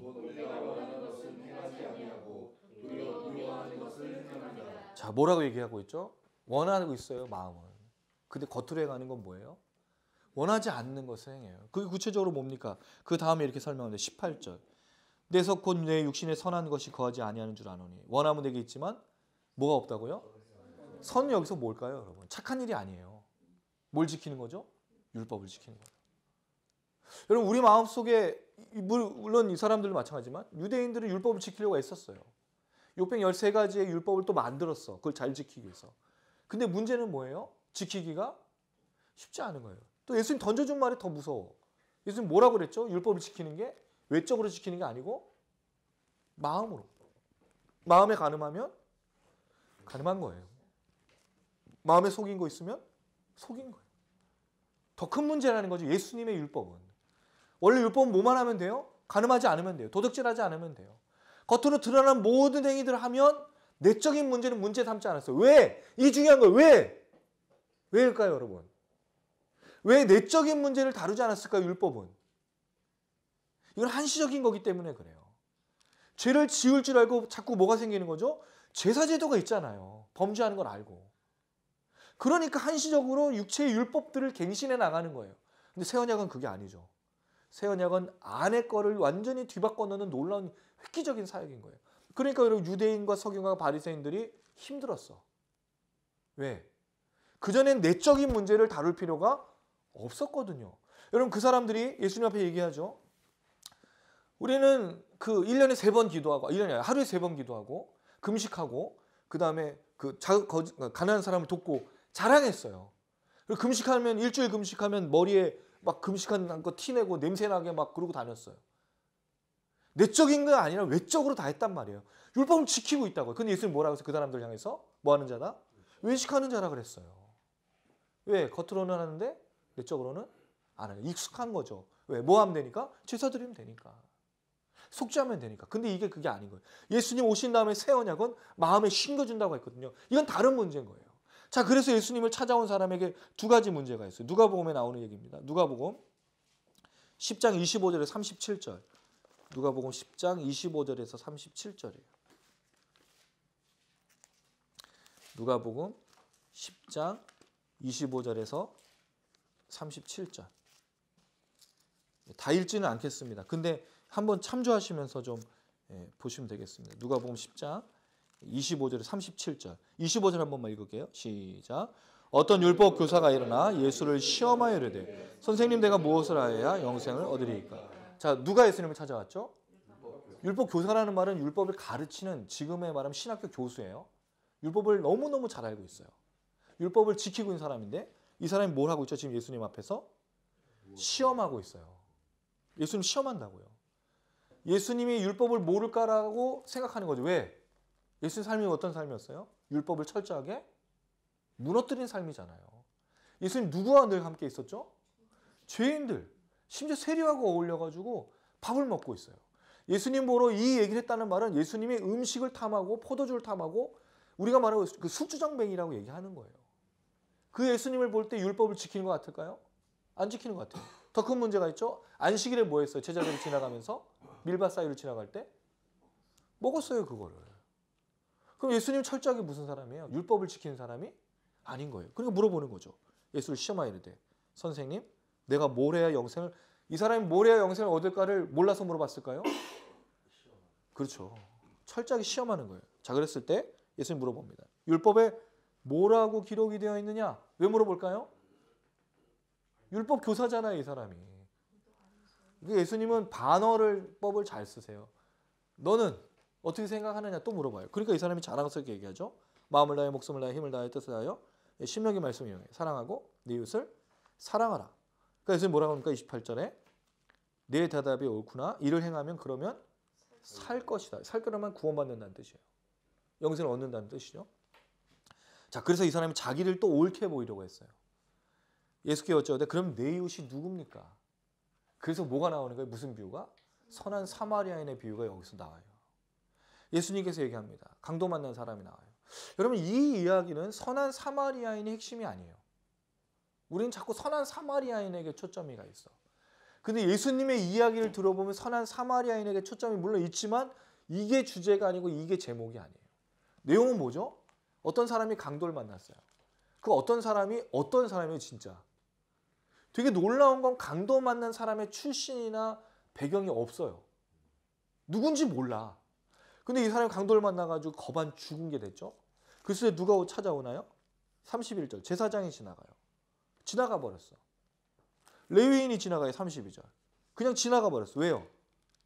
시체를 만져서는 안 되기 때문에 율법을 철저히 지킨 거예요. 근데 한번 놀랍지 않습니까? 이게 예수님 의도인 거예요. 지금 뭘 얘기하고 있는데 누가 이웃이냐는 이야기 속에 강도 만난 자에 대해서 제사장과 레위인은 이웃이 아니었다고 얘기해요. 근데 뭘 지키고 있어? 여러분 되게 소름 끼치지 않으세요? 율법을 지키고 있는데 이 사람에겐 이웃이 아니야. 굉장히 소름 끼치는 일이에요. 율법이냐 아니냐를 지금 놓고 있는 거예요. 여러분 되게 좀 이해가 안 되세요? 이게 너무 어려운 얘기야 이 사람들에게. 율법을 지키기 철저한 사람들에게 강도 만난 사람의 손을 안 대는 게 이 사람들에게 더 중요한 문제인데 예수님은 누구의 이웃이냐를 질문하고 있다는 거죠. 자, 누가 이웃이 되죠? 사마리아인이 지나가요. 사마리아는 그 당시에 사람 취급을 받지 못했던 개돼지 같은 사람이었어요. 근데 이 사람이 그를 돌봐주고 그 주막이라고 표현했는데 우리 한국 사람이 주막이지 그 사람들은 주막이 아닙니다. 하여튼 그런 이제 먹고 마시고 재워줄 수 있는 곳에 보내고 돈을 더 줘서 다시 데려오게 해요. 자, 그리고 나서 이 이야기 속에 질문합니다. 36절 같이 읽습니다. 시작. 내 생각에는 이 세 사람 중에 누가 강도만난 자의 자, 이게 질문이에요. 누구의 이웃이냐고요? 강도 만난 자의 이웃은 누구이냐고 물어보고 있어요. 그래서 또 예수님 대답합니다. 이 사람의 대답을 듣고 37절 시작. 이르되 자비를 베푼 자니 예수께서 이르시되 가서 너도 이와 같이 하라 하시니라. 결론이 뭐예요? 이와 같이 하라. 이와 같이 하라는 말이 무슨 뜻이에요? 선한 사마리아인 되라는 걸까요? 틀렸어요, 여러분. 우린 여기서 잘못된 거예요. 선한 사마리아인 같이 되는 게 우리 목적이 아니고 이 질문이 뭐였어요? 누가 이웃이냐? 우리가 이웃이 되어주라고 얘기하는 거예요. 율법을 지키는 게 아니라 그 사람의 이웃이 되어주라고 얘기하는 거예요. 근데 우린 율법을 지킬 때 어떻게 접근하죠? 내 이웃은 누구인가를 우리는 판단하고 있다는 거예요. 그렇죠? 내가 이 율법을 지키기 위해서 다른 사람을 내 몸처럼 사랑하기 위해서 내 몸과 같은 사람을 찾아내려고 한다는 거예요. 근데 그게 아니고 그 사람에게 네가 이웃이 되어줘야 된다. 이 율법을 가진 사람들은 그걸 넘어서질 못하고 있었던 육체의 예법을 따르는 사람은 넘어서질 못하는 건데 그리스도인은 어떻게 된다고요?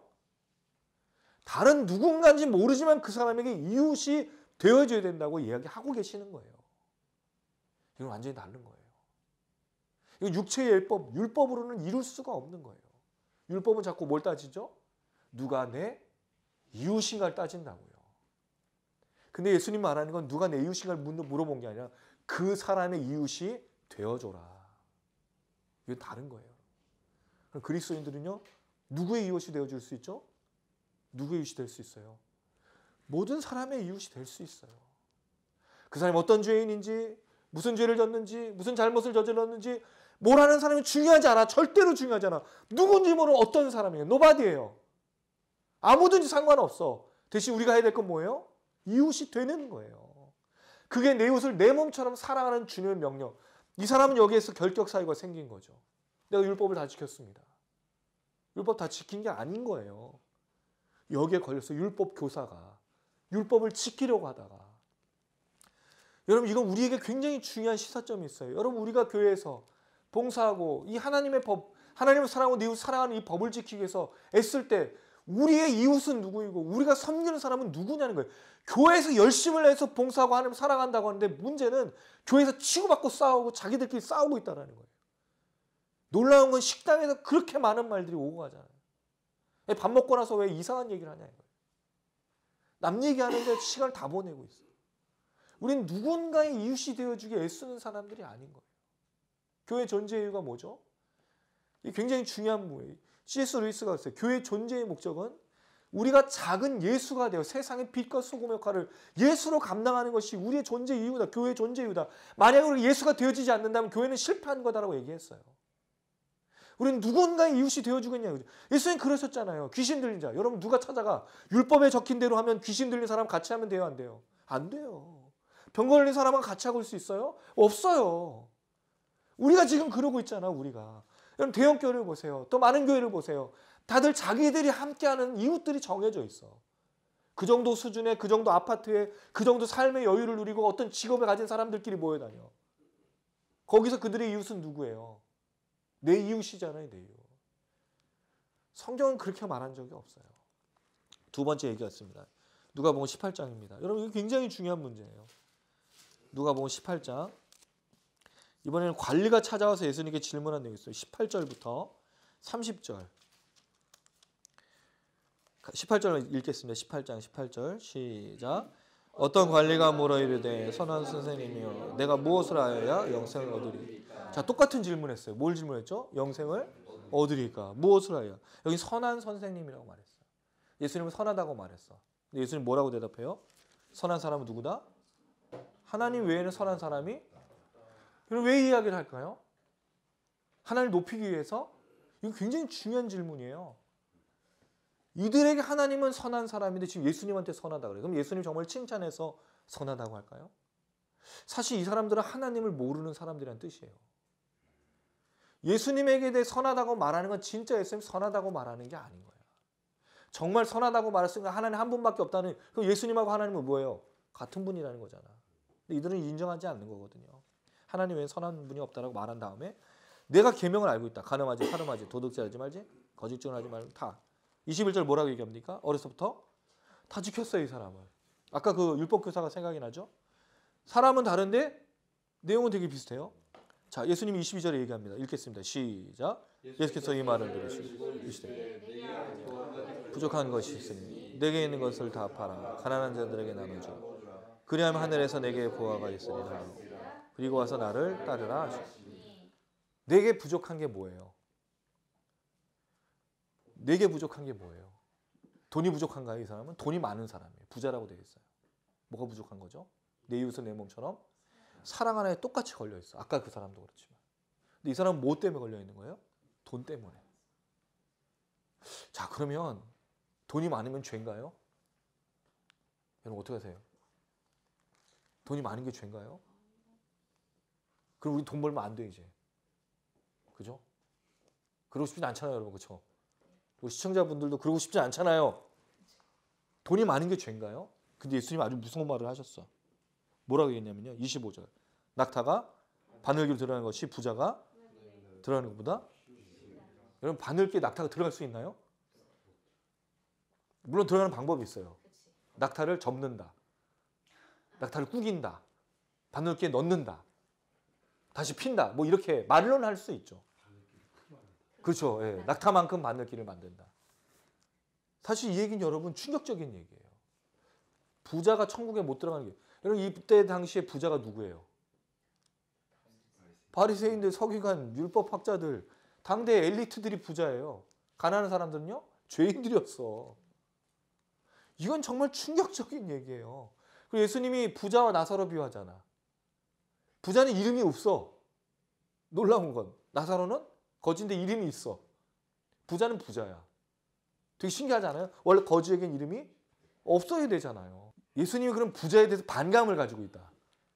가난한 사람은 너무 챙겨주는데 부자에게 대해서는 이 프롤레타리아 이런 정신이 있어서 자본주의 정신을 싫어하셔서 그런 건가요?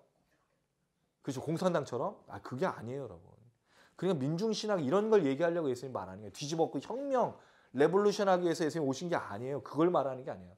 부자에 대해서 비난하기 위해서 온 게 아니에요. 이 사람에게 문제가 있어요. 뭐라고 얘기했죠? 좀 잘 읽어보세요. 한 가지 부족한, 잘 읽으셔야 돼요. 내게 있는 것을 다 팔아. 가난한 자들에게 뭐 하라 그랬죠?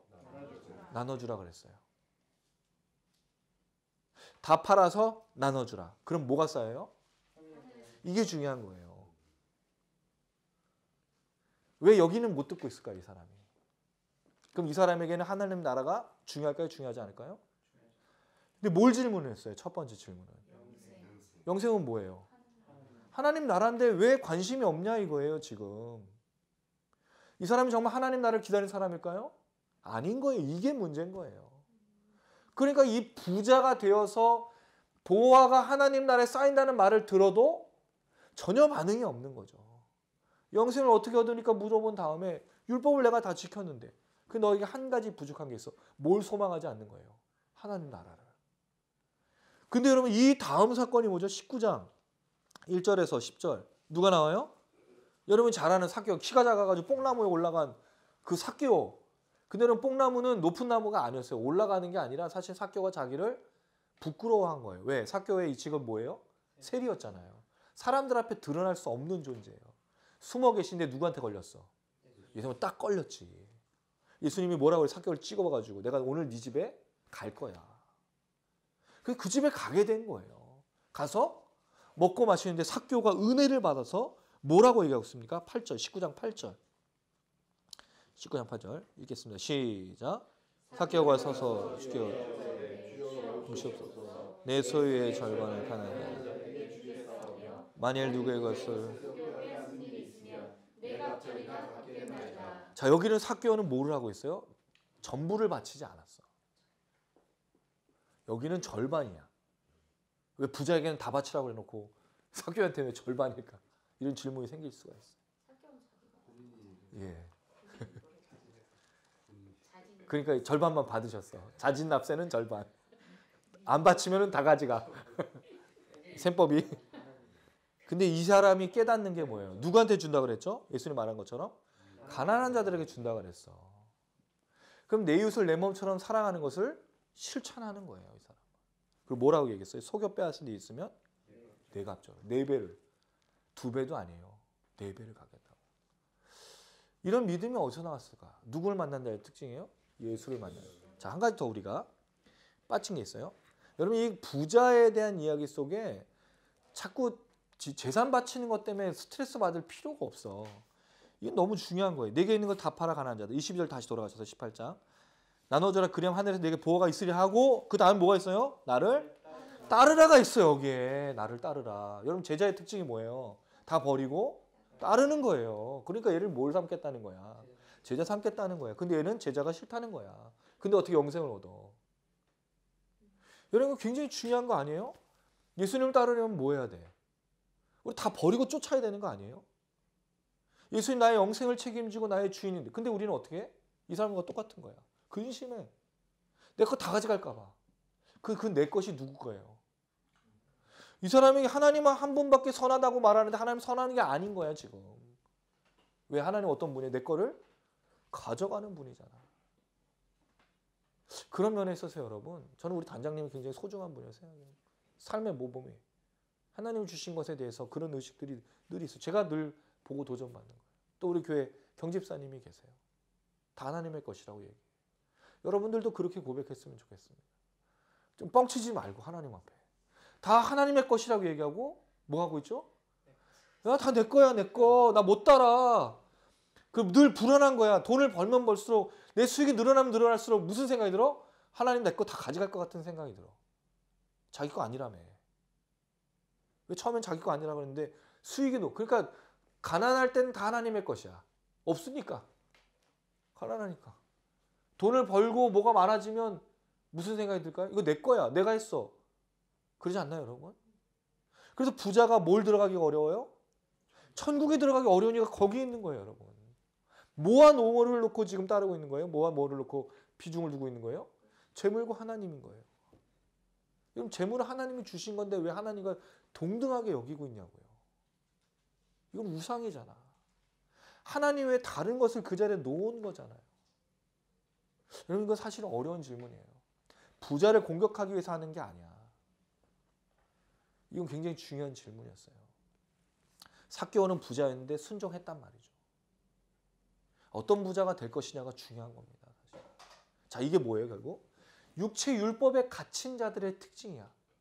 근데 예수님이 요구하신 건 뭐예요? 육체 율법이 아니라 언약으로 나와서 자기를 통해 하나님께로 나아갈 것을 요구하는 거예요. 그러니까 결국 9장 말씀이 무슨 얘기를 하고 있어요? 지금까지 설명드린 게 그거예요. 육체의 율법은 육체로 섬기는 거는 뭐를 온전하게 못해요? 양심을 온전하게 못해. 영혼을 깨끗하게 할 수가 없어. 10절 이런 것은 먹고 마시는 것과 여러 씻는 것과 함께 육체의 예법이에요. 육체만 따르게 하는 거야. 그러니까 여러분 그 사람들이 하나님께 헌금 안 드렸을까요? 부자들이? 드렸어요. 더 많이 드렸어. 근데 왜 과부의 두렙돈을 칭찬했냐고요. 전부를 드렸잖아. 이 차이가 있는 거예요. 개혁할 때까지 맡겨둔 것이라. 이 맡겨두다는 말은 다른 번역이 필요합니다. 이게 억압하다는 뜻이 있어. 육체의 예법은요. 바뀔 때까지 계속 우리를 얼감해. 그러니까 사도 바울이 고백했잖아요. 율법을 따라서는 내가 자유가 없다. 율법을 지키려고 하면 지키려고 할수록 무슨 생각이 드는 거예요? 내가 범죄한 것밖에 드러나지 않아. 내가 율법을 몰랐을 때는 죄를 깨닫지 못했는데 율법을 알고 나서부터 뭐가 깨달아지는 거예요? 죄가 이렇게 많은 줄 모르는 거예요. 그러니까 율법은 반드시 개혁이 돼야 돼. 뭐로? 새 언약으로. 그러니까 대제사장이신 예수가 하늘의 우편에 계시면서 우리의 뭐가 되어주신다? 새 언약의 중보자가 되어서 하나님께로 가까이 나아가게 하는 것이다. 이 얘기를 하고 있는 거예요. 이게 결국 성소 얘기하고 율법을 얘기한 게 뭐를 설명하는 거다? 새 언약을 설명하는 것이 될 수밖에 없다는 거예요. 제사제도를 말하는 게 아니고 대제사장을 말하려는 것보다 새 언약의 중보자를 말하는 것이 더 타당하다는 생각이 드는 거예요. 결론을 맺겠습니다. 오늘 이 이야기를 통해서 여러분 무엇을 생각하십니까? 두 가지예요. 첫 번째, 율법의 예법을 지금도 따르고 있느냐는 거예요. 근데 의외로 신앙생활하면서 뭘 따르기가 쉬워요? 육체의 예법을 따르기가 훨씬 쉬워요. 마음으로 순종하는 일이 쉬운가요, 여러분? 정말 쉽지 않아요. 그 비근한 예가 뭐예요? 예배를 드리다가 진짜 예배를 드리다가 누구한테 잘못한 일이 생각나서 그 사람 떠오르면 뭐 해야 돼? 그 예배를 멈추고 가서 뭐 하라 그랬죠? 용서를 구하고 와서 예배 드리라 그랬어요. 만약에 어느 날 목사님이 예배를 드리다가 말고 멈춰서 여러분 주님이 명령하신 말씀입니다. 여러분 정말 그 마음속에 누군가 범죄한 것을 지금 깨닫게 됐습니까? 찬양을 부르다가 말씀을 듣다가 기도하다가 그러면요 가십시오. 그리고 다시 용서를 구하고 돌아와서 예배 드립시다. 누가 갈까요? 대신에 뭐 하기가 편할까요? 거기서 기도하는 게 편한 거예요. 내가 잘못한 것을 외치고 눈물 짓고 그걸로 끝나는 거야. 근데 그건 뭐예요? 육체의 예법일 뿐인 거예요. 용서를 구하지 않았기 때문이죠. 진정한 그리스도인이라면 그걸 하셔야 돼. 왜? 우리는 새 언약의 중보자를 따라서 사는 사람들이니까요. 율법을 따르는 자가 아니라 뭐를 따르는 사람이 돼야 돼요? 새 언약의 법을 따르는 사람이. 내 안에 성령님이 인도하신 대로 따라 순종하는 삶을 사셔야 돼. 그러니까 여러분 내가 얼마나 헌금을 드렸냐 얼마나 봉사했느냐 여기에 초점을 가지면 안 된다라는 거예요. 내 영혼이 정말 주님을 기뻐하고 내 영혼이 성령을 따르고 있고 내 영혼이 정말 인내하고 있고 오래 참고 있고 사랑하고 있고 내 영혼이 정말 주님을 닮은 모습으로 나아가고 있느냐는 거예요. 이게 질문이 돼야 돼. 이게 여러분의 적용점인 거예요. 저는 정말 너무 안타까운 일이 있어요. 학교에서 이제 예배, 채플 예배를 드리는데 한 분이 설교를 하시면서 그런 얘기 했어요. 마르다와 마리아 얘기. 여러분 잘 아시죠? 이 마르다와 마리아를 비교하는 이유는 뭘까요? 균형 잡힌 삶인 거예요. 뭐의 균형을 잡아야 돼요? 예, 말씀을 듣는 삶. 그럼 여러분 뭔가 이상하지 않아요? 마르다는 그러면 하나님을 사랑하지 않고 주님을 사랑하지 않아서 밥을 한 거예요? 주님을 먹이려고 지금 밥을 준비하고 있는 거잖아요. 그럼 여러분 교회에서 이렇게 해야 돼. 다 설교를 듣고 균형 잡힌 삶을 살려면 성가대 봉사하면 안 돼. 뭐만 해야 돼요? 말씀만 들어야지.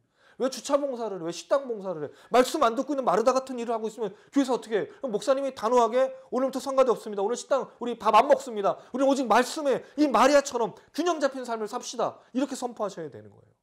맞지 않습니까 여러분? 대답이 없으시네. 만약 그 제목의 그 말씀을 그렇게 이해했다면 마리아가 더 그 나은 걸 좋은 걸 선택했다는 걸 적용하려면 여러분 그러셔야 돼요. 근데 어느 교회가 그래요? 여기 문제가 뭐죠? 마르다가 뭘 택하지 않았어요. 주님을 사랑하는 마음으로 음식을 준비했으면 그게 주님을 사랑하는 마음으로 준비하면 돼요. 근데 뭐 하고 있어요? 마리아를 비난하고 있잖아요. 이게 문제인 거예요. 왜 식당 봉사하면서 저것들은 내려오질 않아? 저것들은 봉사를 안 해? 이러니까 문제인 거예요. 봉사는 자체가 문제가 될 수 없다. 그럼 여러분 설교만 들어야지 왜 자꾸 그런 사람들을 내버려가지고 식당 봉사 시켜가지고 왜 불평불만을 만들어주냐고요. 이건 목사님들이 잘못하는 거야. 제가 그 설교를 들으면 얼마나 화가 나는지 몰라요. 지금까지도 이런 설교를 하고 있다는 건 틀린 거야. 마르다 마리아를 그렇게 비교하는 게 아니에요. 그럼 여러분 설교 다 들어야지. 설교 듣는 사람이 제일 좋은 거니까. 근데 여러분 설교를 듣는 게 중요한 게 아니라 뭐 해야 돼? 순종해야죠. 두 번째. 말씀을 들으면서 우리 주일날 우리 이제 성도들은 기억나실 거예요. 성소에서 휘장들이 어떤 의미를 갖고 있는지를 생각하면서 우리 결론을 냈어요. 휘장의 의미가 뭐죠? 이 휘장을 세우는 의미가 뭐예요? 단절. 단절이 있을 수 있고 보호. 자, 이 휘장은 사실 누구를 위한 거죠? 하나님을 위한 걸까요? 그렇죠. 이게 중요해요, 여러분. 휘장은 철저하게 하나님을 위한 게 아니에요. 죄인들이 하나님께 나가면 어떻게 되죠? 그러니까 하나님 휘장을 만들어줬어. 왜? 자기가 만든 백성을 죽일 수는 없으니까. 그러니까 얼마나 놀라운 거예요. 성소와 성막에 하나님의 영광이 있지만 그 모든 거의 초점은 누구를 위한 거냐 이거죠. 사람들에게 초점이 있어요. 휘장을 통해서 사람들이 오면 죽으니까. 근데 여러분 그 휘장을 누가 찢어주셨어요? 예수가 찢어주셨어. 왜? 예수가 없으면요 누구도 하나님께로 나갈 수 없기 때문에 그래요. 똑같은 상황이야. 근데 예수가 휘장으로 자기가 찢어주셔서 누가 그 앞에 있는 거야? 하나님 앞에? 예수가. 그럼 결국 하나님이 자기 아들을 그 백성이 나를 만날 수 있도록 만들어주신 역사 속에 있는 거예요. 철저하게 우리를 향한 구원의 역사인 거예요. 하나님 백성을 만나고 싶어서 아들을 죽여가지고 휘장을 찌셨는데 백성이 그대로 나오면 안 돼. 또 누가 있어야 돼? 중보자 예수가 있어야. 철저하게 우리를 위해서 그렇게 예수를 만들어주셔서 하나님께로 나오게. 이건 하나님의 구원 역사예요. 에덴 동산에서도 아담과 하와가 잘못해서 쫓겨났을 때 화형검을 둘러요. 왜? 아담과 하와가 들어오면 어떻게 돼? 죽으니까. 그럼 누구를 보호하기 위한 거야? 아담과 하와를 불태워 죽이려고 목적한 게 아니야. 불타 죽어라 이 나쁜 놈들아. 이거가 아니에요. 나한테 가까이 오면 죽으니까 그걸 가로막은 거야. 여러분 시각을 한번 조금 바꿔서 생각해 보세요. 하나님의 이 나가지 못하는 거를 우리는 명령, 규제, 하나님이 그렇게 못 나가게 만들었다고 생각하지만 사실은 그게 아니에요. 그 모든 법은 다 하나님 우리를 위해서 만들어주신 거예요. 가까이 나올 수 있도록. 거기 누가 있다고요? 예수 그리스도. 그래서 우리가 예수님 때문에 하나님께로 나아갈 수 있는 거죠. 그게 우리 예배인 거예요. 우리가 오늘 모여서 드리는 화요 기도 모임이 그건 거예요. 예수 때문에 시작됐고 예수 때문에 지속이 되고 예수 때문에 결론을 통해 하나님이 오실 때, 주님이 다시 오실 때 우리가 그렇게 하나님과 함께 거할 수 있는 거예요. 할렐루야. 이 은혜가 우리에게 날마다 넘치게 하길 소망합니다. 그럼 여러분 이제 한 주간 동안 어떻게 사셔야 될까요? 어떤 말씀으로 어떤 능력으로 사실 건가요? 오늘 여러 가지 얘기를 드렸어요. 적용점들이 있으실 거예요. 반드시 새 언약의 중보자신 예수님과 함께 순종의 삶을 사시고 그러나 우리가 부족하고 연약하기 때문에 하나님으로부터 떠날 수밖에 없어. 근데 누가 우리를 보호하고 계시다고요? 예수 그리스도. 그 안에 죄를 고백하고 다시 하나님께로 나가시는 그리고 여러분들 되시기를 주님의 이름으로 축원합니다. 아멘. 또 들은 대로 같이 또 기도했으면 좋겠는데요. 그런 작업들이 좀 필요한 것 같습니다. 사실 세상을 살면 그리스도인도 살아가고 또 여러 가지를 감당하는데 세상의 마음들을 또 주었기 때문에 그걸 씻는 작업들이 좀 필요한 것 같아요. 세상에 살지만 세상에 동화되어서는 안 됩니다. 부자가 왜 고민을 했을까요? 세상을 살다가 동화되었기 때문입니다. 그래서 정말 그가 율법을 지키고 있다가 착각을 한 거죠. 근데 예수님의 그 말씀 한마디에 무너진 거예요. 그가 근심하면서 갔다라는 말은 굉장히 슬픈 이야기입니다. 사실은 우리는 어떻습니까? 주님 말씀을 들으면 근심하고 돌아가면 안 됩니다. 뭐가 있어야 되죠? 은혜로 깨닫고 순종함이 있어야 됩니다. 혹시 우리가 잘못된 그런 감각적인 기능들과 또는 어떤 지혜가 잘못되었다면 오늘 이 시간 주님이 우리를 만져주시고 정말 그 귀먹고 또 그 말을 못하는 사람들이 주님 앞에 나와서 용서받고 깨끗함을 얻었던 것처럼 우리의 기능들이 회복됐으면 좋겠습니다. 우리의 믿음이 회복되었으면 좋겠습니다. 함께 고백하며 찬양하시겠습니다. 예수 나의 좋은 치료자 그의 눈이 머무는 곳은 나의 슬픔과 고통 고개를 들어 그의 눈을 볼 때에 난 알았네 예수 나의 좋은 치료자 예수 나의 좋은 치료자 그의 손길이라는 곳은 나의 상처와 아픔 영원히 흐를 것 같았던 눈물 다 멎어내 예수 나의 치료자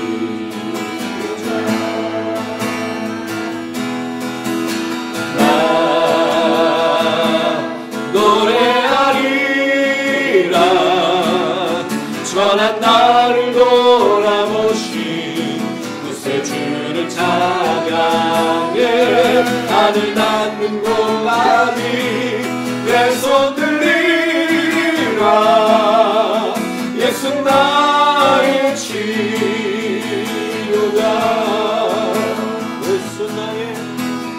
예수 나의 좋은 치료자 그의 눈이 머문 곳은 나의 슬픔과 고통 고개를 눈을 볼 때에 날아가네 예수 나의 좋은 치료자 정말이신가요? 예수 나의 좋은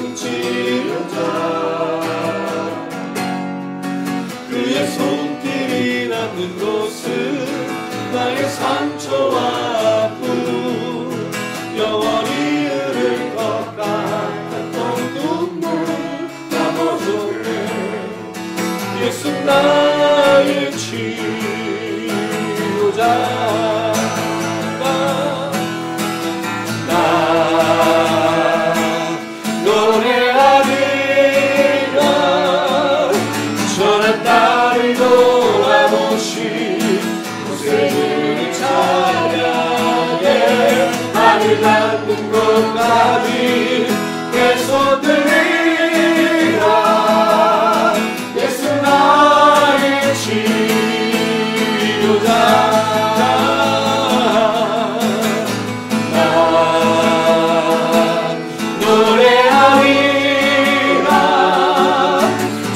나를 돌아보신 구세주를 찬양해. 하늘 닿는 곳까지 내 손 들리라. 예수 나의 치유야.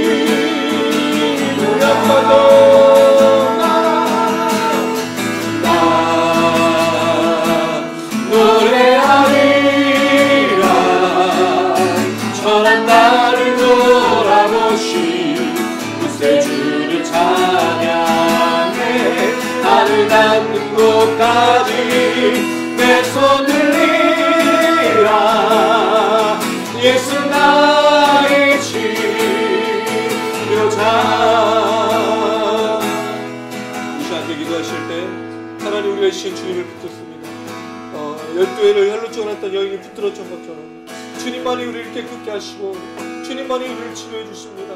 잘못된 것을 보았던 눈과 잘못된 것을 생각했던 우리의 마음과 잘못된 것에 걸어갔던 우리의 발 가운데 주님 다시 한번 깨달음을 주시고 성령이 인도하신 대로 보여주신 대로 우리의 성령의 주모 되신 주님만을 따라갈 수 있도록 우리의 믿음 허락하여 주시고 세상에 동화되지 않으며 세상을 따라가지 않으며 오직 주님의 법을 따르고 세상을 따르는 삶을 살 수 있도록 주여 우리 용서하시고 깨끗게 하시고 그 믿음 허락해달라고 우리 주여 한번 우리 눈만 내려봐 우리 기도하시겠습니다. 주여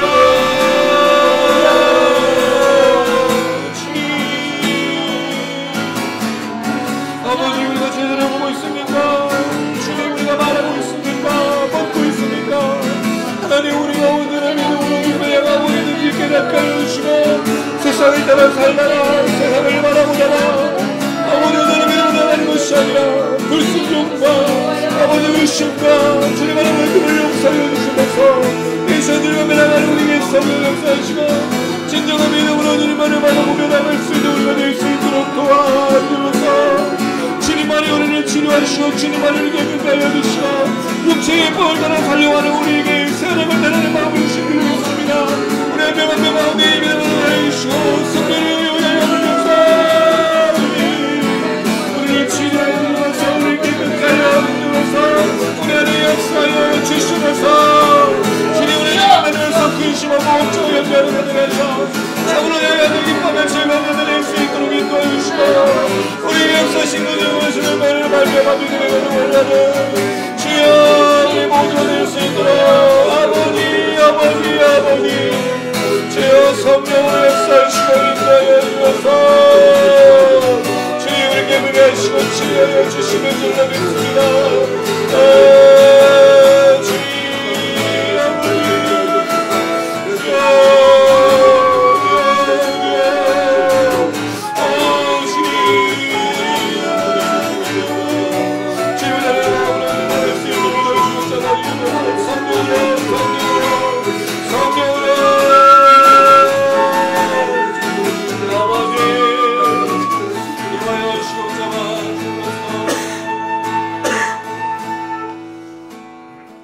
사랑이 많으신 아버지 하나님, 우리가 12회를 혈로 쫓아났던 여인처럼 우리의 죄악을 안고 주님을 향하여 나아갑니다.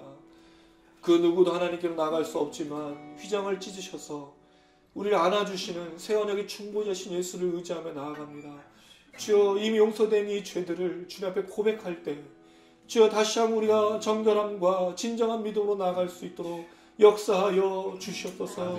세상 속에 살아갈 때 동화되거나 따르지 말아야 되지만 주여 우리가 우리 믿음이 우리의 옷이 물들어져 버려서 주님을 따르는 믿음이 아닐 때가 너무나 많은 것을 고백합니다. 그들처럼 생각하고 그들처럼 말하고 그들과 똑같은 모습으로 살고 있는 것은 아닌가 다시 한번 주님을 붙듭니다. 주여 우리를 불쌍히 여기시고 긍휼히 여겨 주시옵소서. 하나님 모든 것을 팔아 가난한 자에게 나눠주고 모든 것으로 하나님께 순종하는 선한 사마리아처럼 그런 이웃이 되어주라고 말씀하신 그 말씀을 순종하며 주님을 쫓고 따를 수 있는 우리가 될 수 있도록 축복하여 주시옵소서. 주님 우리가 그렇게 부름을 받아 이 땅을 걸어갈 때 우리의 삶 속에서 날마다 역사하신 주님의 능력과 은혜로 말미암아 온전히 감당할 수 있도록 축복하시고 인도하여 주시옵소서. 주님 할렐루야. 주님을 의지하고 주님을 바라보는 자들을 주님이 치료해 주시고 또 다시 새로운 걸음을 걷게 하여 주시는 줄로 믿습니다. 우리 함께 축복하실까요? 하나님은 당신을 사용하십니다 라고 축복해 주시기 바랍니다. 하나님은 당신을 사용하십니다. 또 사용하실 거고요. 혹시 그 걷는 걸음이 또 쉽지 않다 할지라도 하나님의 그늘 안에 있음을 잊지 않으시고 늘 승리하셨으면 좋겠습니다. 특별히 예수가 우리를 늘 안고 계시고 그 휘장으로 들어갈 수 있도록 찢으신 그 육체가 그 몸이 우리와 함께 하신다는 사실을 기억하며 믿음으로 걸으시길 간절히 소망합니다. 우리 함께 찬양하시겠습니다. 하나님의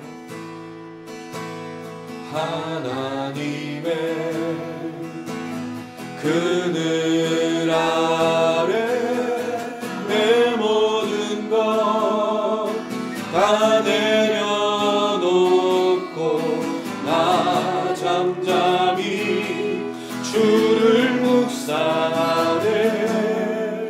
그 놀라우신 은혜를 끝이 없는 주의 사랑 강물 되어 흘러 내 영혼에 자유함 주시네. 날 새롭게 하시네.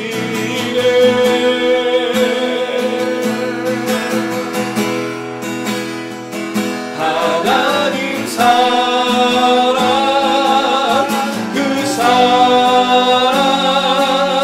날 자유케 하네.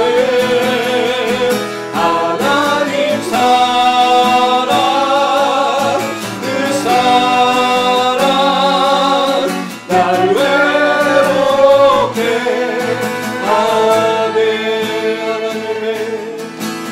하나님의 은혜 그늘 아래 내 모든 것 다 내려놓고 나 잠잠히 주를 묵상하네.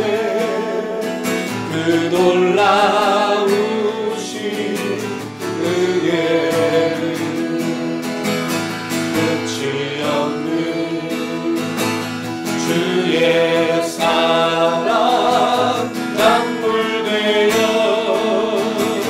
흘러 내 영혼에 자유함 주시네. 날 새롭게 하시네. 다같이 오른손 들고 하나님 사랑 그 사랑 날 자유케 하네. 하나님 사랑 그 사랑 날 외롭게 하려 마음으로 하나님 사랑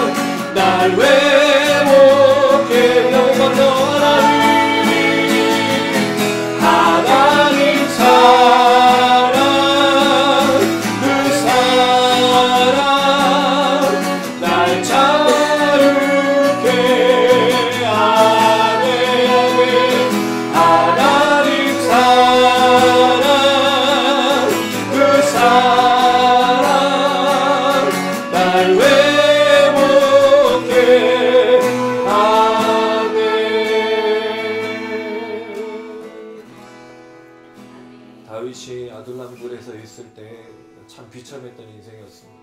사울에게 쫓겼고 옆에 있는 사람들이라고는 그 당시에 소중하지 않았던 어떤 건달들과 같은 그런 상처받은 사람들 뿐이었습니다. 무슨 미래가 있었을까요? 무슨 소망이 생겼을까요? 하나님 분명히 약속하셨는데 아무것도 일어나지 않고 낙심할 일들과 절망할 일들이 많았던 그 불 속에서 무슨 생각이 들었을까요? 엘리야가 850대 1의 싸움을 마치고 정말 담대히 예수를 전하고 하나님을 전했는데 실패하고 그 두려움 속에서 도망을 가서 로뎀나무 나는 사실 사람이 들어갈 수도 없는 그 나무에서 그가 쉼을 얻고 있는데 하나님이 그를 먹이십니다. 다윗도 하나님이 또 함께 해주십니다.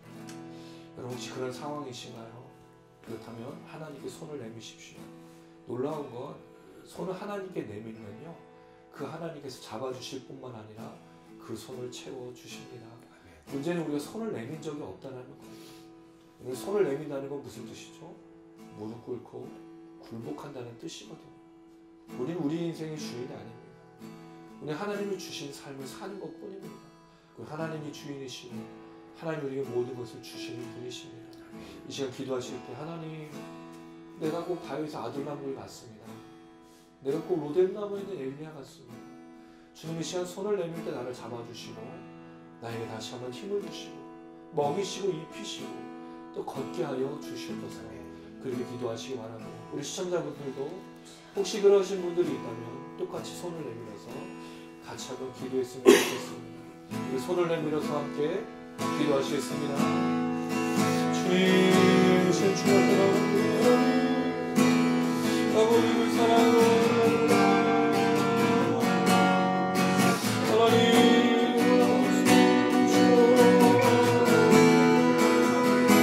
하나님을 놀라운 사랑을 하나님을 놀라신 사랑을 하나님을 기도하시는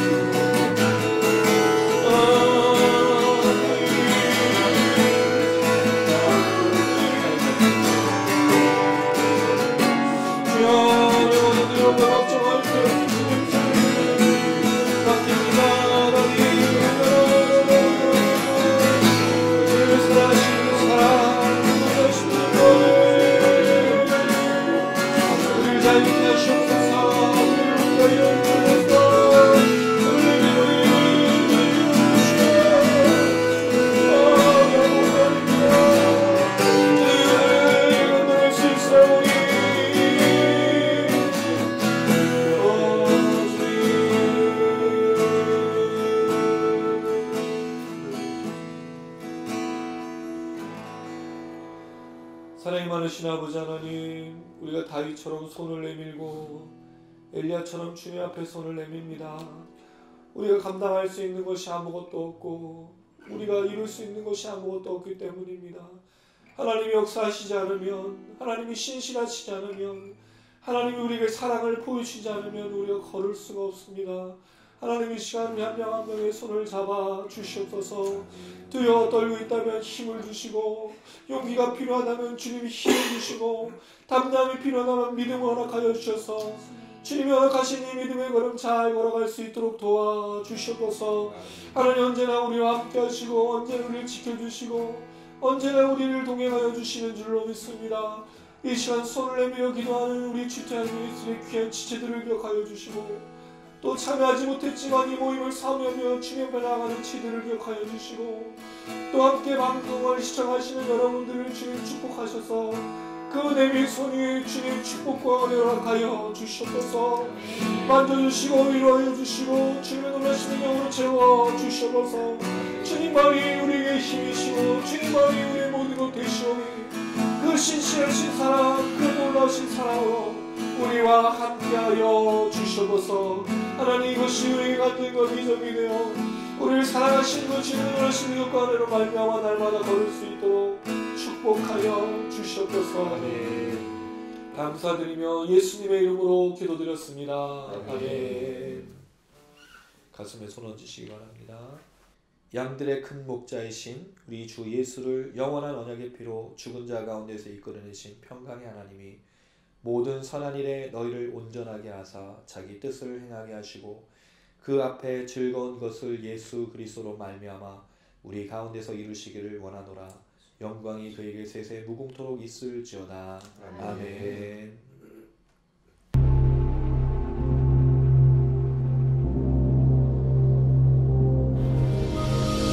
하늘에 계신 우리 아버지여, 이름이 거룩히 여김을 받으시오며 나라에 임하옵시며 뜻이 하늘에서 이룬 것 같이 땅에서도 이루어지이다. 오늘날 우리에게 일용할 양식을 주옵시고 우리가 우리에게 죄 지은 자를 사하여 준 것 같이 우리 죄를 사하여 주옵시고 우리를 시험에 들게 하지 마옵시고 다만 악에서 구원하옵소서. 대개 나라와 원죄와 영광이 아버지께 영원히 있사옵나이다. 아멘.